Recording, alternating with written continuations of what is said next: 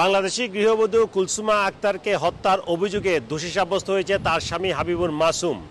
27 June Bradford crown court স্বামী হাবিবুর মাসুমকে দোষী সাব্যস্ত করে যাবজ্জীবন কারাদণ্ডের নির্দেশ দিয়েছে। আগামী 22 জুলাই যাবজ্জীবন কারাদণ্ডের ক্ষেত্রে ন্যূনতম কত বছর জেল দণ্ড তার হবে সেটি ঘোষণা করার কথা জানিয়েছেন বিচারক। 2024 সালের 6 এপ্রিল ব্রাডফোর্ডে একটি শপিং সেন্টারের পাশে স্ত্রী কুলসুমা আক্তারকে ফলো করে 25 বার ছুরিকাঘাত করেন হাবিবুর মাসুম।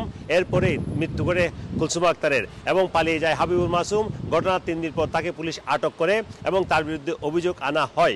সে সময়কার কিছু সিসিটিভি ফুটেজও আজকে প্রকাশ করা হয়েছে এবং সেখানে দেখা গেছে স্ত্রীকে হত্যা করার সময় তাদের 7 মাস বয়সী ছেলে সেখানে ছিল, তবে তার কোনো ক্ষতি হয়নি এবং হত্যা করে পালিয়ে যাওয়ার সময় হাসি মুখে ছিলেন হাবিবুর মাসুম। হাবিবুর মাসুমের বিরুদ্ধে আরও অভিযোগ আনা হয়েছে, হত্যা, চুরি রাখা, পিছু নেওয়া, এসব অভিযোগও প্রমাণিত হয়েছে। আগামী 22 জুলাই এক্ষেত্রে কতদিন তাকে জেলে থাকতে হবে সেটি ঘোষণা করা হবে।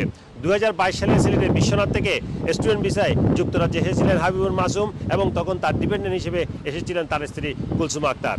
Sarwar Hossain, RTV, London.